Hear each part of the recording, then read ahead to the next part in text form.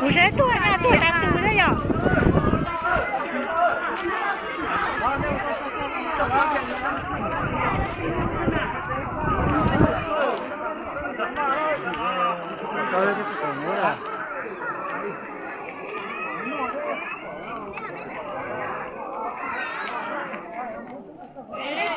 哎呀，腰啊，叫了。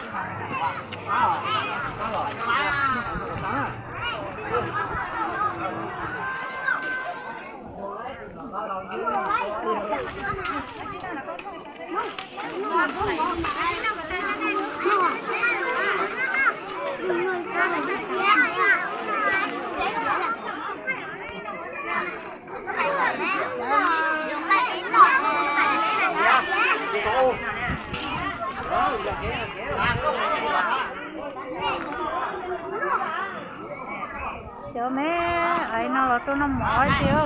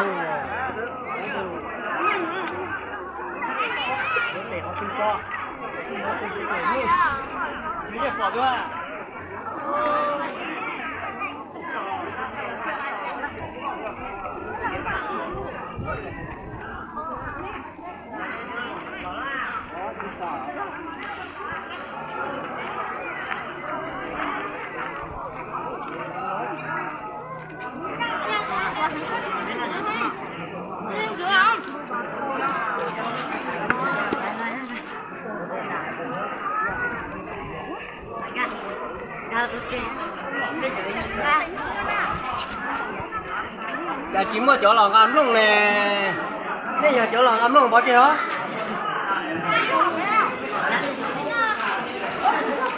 Đó, còn nó không có chỗ sầu trùng mỏ nó ngang cái trầu của nó nữa. Còn nó xong lòng cái mình hỗn nói, có chỉ sợ là nó mỏ theo ấy nó.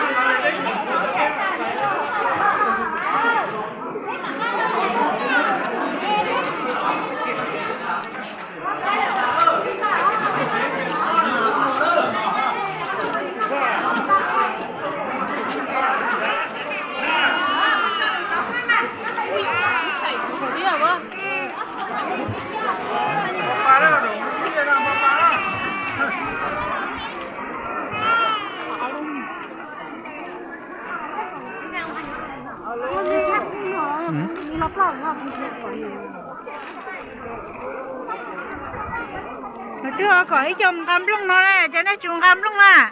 Cầm lông ở chưa? À, là chồng lông lớn nó ha. Ôi có tuột cái lúc nhỏ còi cái không cho có cái lông mà lọt hông hả? À, chỉ làm giò con chỉ làm giò. cứ thay này cho YouTube á. Bây giờ thay đâu? Chị cô đi mà. Ta cũng thay sao? Vậy à? Tao nói dễ nó mình lọt không đã. Cú thay qua cho chị ấy trong cô khó chị ấy nó có vừa lấy nó bé nó mỏi em lấy chưa? Có chị lấy không? Cái chị ấy trong cô thì thổ trong xe chủ yếu ít liền rồi nhớ hậu của tụi em Ít liền có thay gì ha?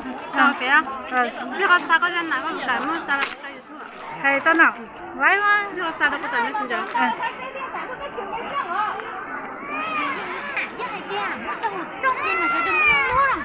Cho hổ chị biết đi là biết cho chúng tôi đã hốt ta rồi, cho nó đã hốt ta rồi.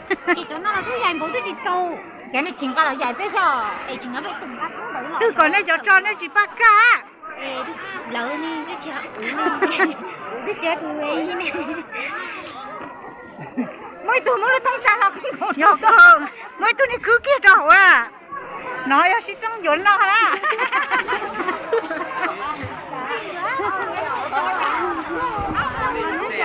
Cho con nó đi. Lúc cuối lúc.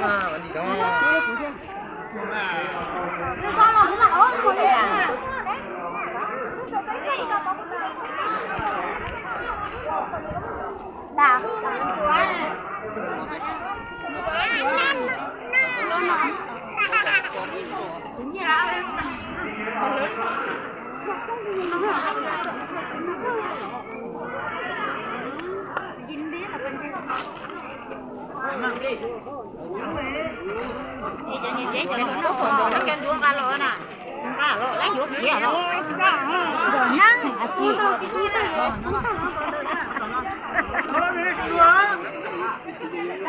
có đồ có tay nữa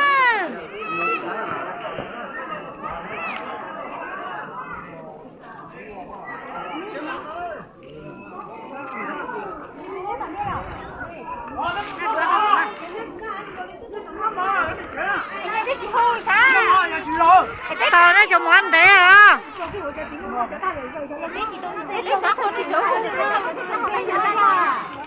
giờ này có như chỉ không đi là con đặt ra với để cho nó